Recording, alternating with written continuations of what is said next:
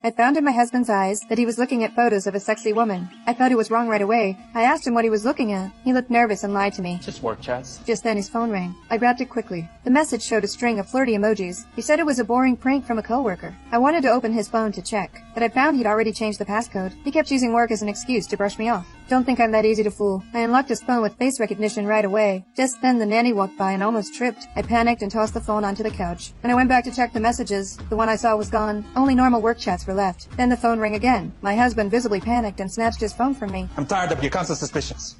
Thanks for ruining the eve.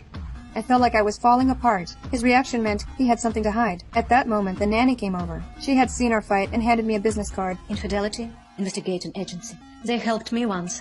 I hope they'll help you too. I called them immediately. They found my husband had serious germ phobia. I learned he almost died as a child from a bacterial infection, so he fears germs. The investigator had a plan right away. He would soon find proof my husband was cheating. The investigator picked up a dog and walked toward my husband. What the hell? Oh, sorry, my dog sneezed. He was terrified the dog's nose could carry viruses. The next morning, I woke up early and dropped a lot of hair on the bed. When my husband woke, I told him he was losing hair lately. I showed him a comb full of hair I had prepared ahead of time. He panicked, afraid he had a serious illness. I calmly lied that a new flu was spreading that makes people lose hair. But even scared, he still wanted to chase other women. He lied that he needed fresh air and left, but went straight to a bar. As I expected, my investigator slipped a diarrhea drug into his drink. Then the team launched the plan. The bar's computer was hacked to play a fake news clip we prepared. The fake report said a dog flu was raging, and it caused hair loss, stomach pain, fever, and even death, and urged infected people to see a doctor immediately. Suddenly, my husband felt severe stomach pain and ran to the bathroom. My investigator had already posted a "Do Not Use" sign on the bathroom. Seeing that, my husband had no choice but to call emergency services in panic. He was sure he had dog flu, but the operator thought he was a drunk crazy man. Sir, we have an panic attack. I need you to calm down and breathe with me. Are you kidding me?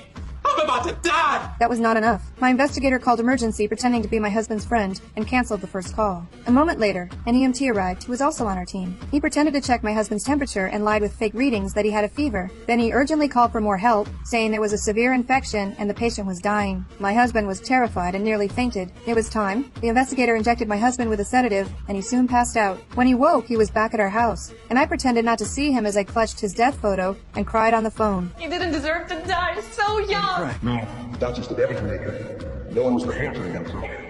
He panicked and said he was still alive and wanted me to see him, but the TV played fake news reporting his death. Then his guardian angel appeared and convinced him he really had died. He tried to tell the angel it was all a mistake, and that he was a good man who didn't deserve this ending. The angel accused him of lying and said if he didn't confess his sins, he'd go to hell. My foolish husband believed it and began to confess. He admitted hitting a deer with his car and pushing a blind man on purpose, but that wasn't what I wanted to know. The investigator directly asked if he'd been unfaithful. I can't even remember.